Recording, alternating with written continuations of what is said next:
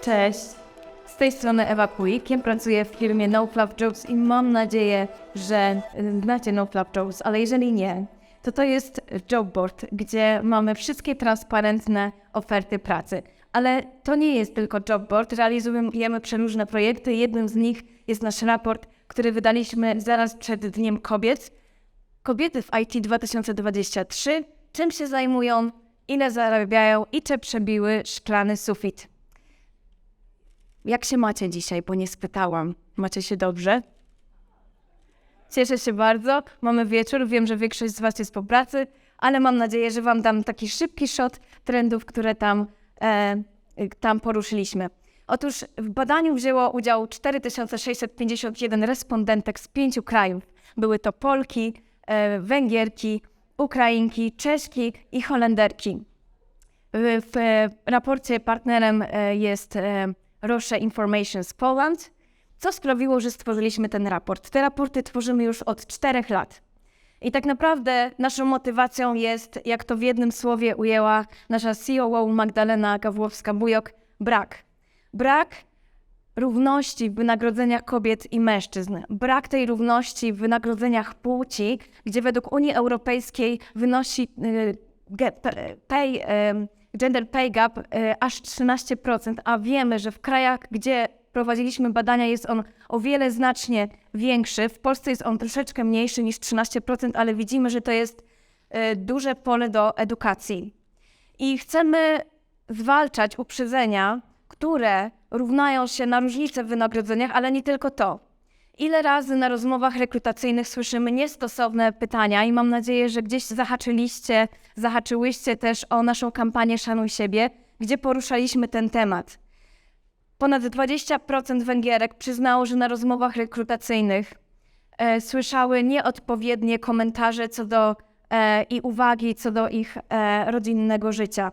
Ponad 22% Ukrainek i Holenderek przyznało, że słyszały sugestie i uwagi co do ich wieku w kontekście stanowiska, jakie chciały objąć. Więc mamy tutaj znowu pole do działania. I w związku z tym chcielibyśmy zakwestionować pewien stereotyp, jeżeli chodzi o postrzeganie pracy kobiet na rynku IT. Nie jesteśmy dodatkiem. Specjalistki IT nie są dodatkiem i Unia Europejska wskazała 15,5% kobiet w branży IT w zespołach, średnio patrząc. Czy nie możemy tego procenta zwiększyć?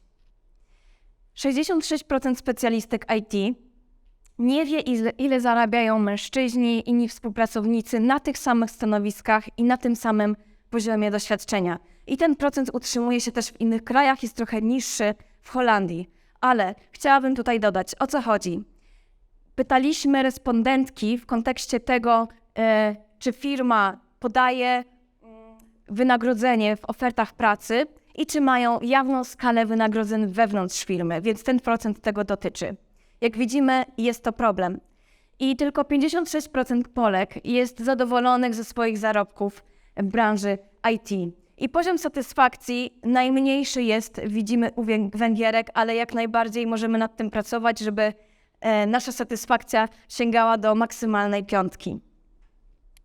Więc jak już jesteśmy przy wynagrodzeniach, to porozmawiajmy transparentnie o tym, co się działo w zeszłym roku.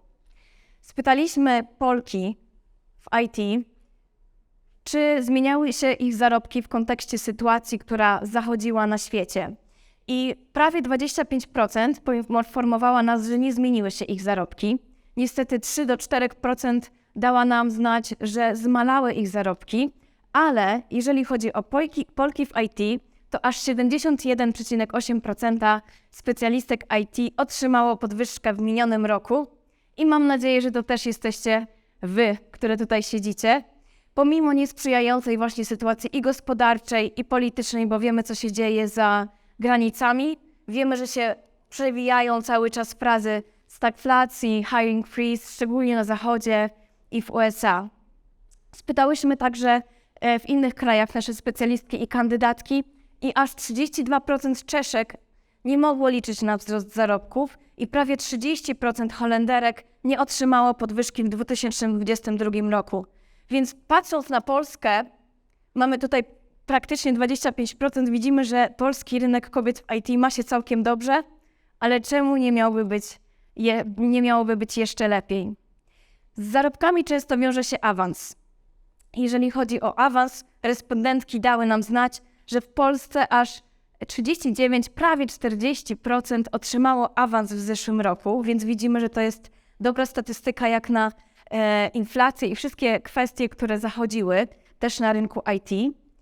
A czasem nie mamy tutaj awansu, ale mamy zmianę pracy. Czasem to jest też dobra rozwojowa kwestia i jak widzimy 42% respondentek wskazało, że zmieniło pracę w zeszłym roku, natomiast mam nadzieję, że reszta 58% specjalistek po prostu była zadowolona ze swojej pracy. Porozmawialiśmy o wynagrodzeniach, o awansach, ale jakie były wyzwania w 2020 roku zawodowe dla specjalistek? I tu musimy się zatrzymać. Top 3 odpowiedzi Polek to było samopoczucie, radzenie sobie ze stresem, spadek motywacji własnej, ponad 40% i zmieniająca się sytuacja gospodarcza na świecie. Zmieniająca się sytuacja i stres w związku z tym, najwięcej procent tutaj wskazały Ukrainki, ponad 50% kobiet pokazało tą kwestię jako problematyczną w kontekście wyzwań też zawodowych i zrozumiałe jest to dla nas, ale co nam to mówi? Że w IT nikt nie jest samotną wyspą i nie możemy tak traktować tej branży, ale cały czas pokutujemy z takiego krzywdzącego stereotypu. Może on się jeszcze bierze ze stereotypu o informatyku, o dziwnym backendowcu, który jest zamknięty w sobie, ale jest jakiś taki posmak czasem, że to nie jest droga dla zawodowych samotników i samotniczek. I musimy ten stereotyp cały czas obalać, żeby nasz well-being naprawdę wzrastał i żeby atmosfera w naszych teamach, w naszych firmach była coraz lepsza, też dla kobiet w IT. Dlatego, że IT, możecie sami przyznać, że to jest gra zespołowa i wszyscy gramy do jednej bramki. A jeżeli chodzi o pracę zespołową, to często tutaj duże znaczenie mają kompetencje miękkie, więc spytałyśmy specjalistek i kandydatek IT, jakie są pożądane kompetencje i wskazały 3 najważniejsze.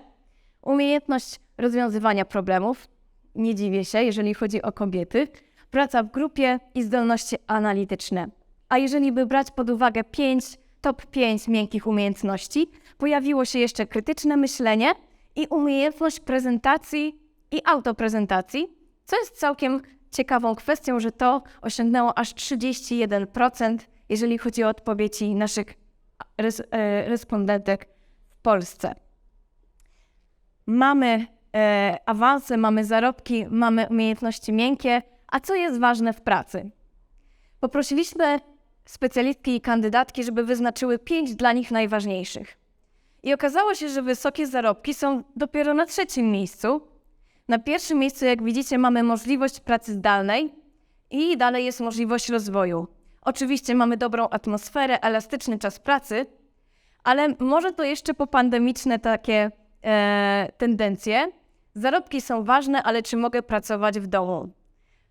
To wyszło w naszym raporcie i w związku z tym okazały się też ważne benefity, takie jak 4-dniowy dzień pracy. Nie wiem, czy ktoś z Was ma 4-dniowy dzień pracy. O, jest tutaj. Workation. Czy ktoś był z Was na workation? Okej, tylko 2 osoby. Słuchajcie, mam nadzieję, że te procenty nam będą rosły z roku na rok, ale pojawił się też urlop menstruacyjny. I ja wiem, że czasem chcemy pracować z domu, ale przyznajmy, kobiety, że czasem, kiedy ciało od głowy się odcina, przydałoby się wolne i to niekoniecznie branie naszego urlopu.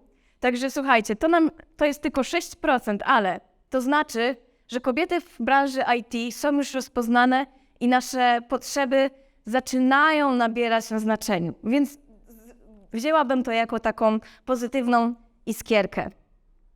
Z ciekawostek jeszcze z naszego raportu, co mogę Wam podać, to 42,8% kobiet w IT zadeklarowało, że przeszło proces przebranżowienia i teraz pracuje właśnie w branży IT. Więc jeżeli jesteście po przebranżowieniu, to bardzo się cieszymy, że jesteście z nami. I w tych 42% 52% to były mamy. Więc bardzo się cieszymy, że jest też przestrzeń dla mam w branży IT, dla kandydatek i specjalistek. I wiem, że już raczej nikt nas nie pyta o to, co studiowaliśmy, ale jak spytaliśmy respondentek, jaki był kierunek studiów, które ukończyły, to największa grupa były to, o dziwo, nauki humanistyczne. To była największa grupa, aż prawie 32% to wskazało. I wśród respondentek 75,9% to były kobiety, które są samouczkami, więc gratulujemy też tym, które zawzięły się, żeby przejść do branży i zrobiły to z własnej woli. O czym marzą specjalistki IT? W jakich specjalizacjach podjęły pracę? Jakie technologie? Ile zarabiają w związku z danym stanowiskiem? I czy przybiły tak zwany szklany sufit? Tutaj chciałabym zostawić Wam trochę niedosytu, żebyście zajrzeli do naszego raportu Kobiety w IT na nofluffjobs.com/insights, gdzie będziecie mieć wszystkie dane, ale też znajdziecie parę ciekawych informacji. Na przykład Roche Information z Poland. U nich aż 38% kobiet zasila zespoły IT, co wiemy, że to jest praktycznie dwukrotnie więcej niż średnio w Unii Europejskiej. Albo Circle K, firma, która kojarzy nam się ze stacjami paliw, oni mają tak zwany family room, gdzie można przyjść z dzieckiem do pracy i mieć biurko, a obok dziecko ma zabawki i mają proces onboardingowy dla osób po urlopie rodzicielskim. Więc słuchajcie, takie smaczki też znajdziecie, więc możecie poczytać też bardzo ciekawe wypowiedzi ekspertek. A już całkowicie kończąc, 94,5% kobiet w IT uważa informacje o proponowanym wynagrodzeniu w ogłoszeniu o pracy za ważne. I chciałam tylko przypomnieć, że na No Fluff Jobs znajdziecie 100% prawdziwie transparentnych ofert pracy z widełkami wynagrodzeń w każdym ogłoszeniu, dlatego że działamy tak od zawsze i będziemy tak robić na zawsze. Życzę Wam transparentności, życzę Wam dobrych zarobków, podwyżek, awansów i żeby gender pay gap topniał jak śnieg na wiosnę. Dziękuję.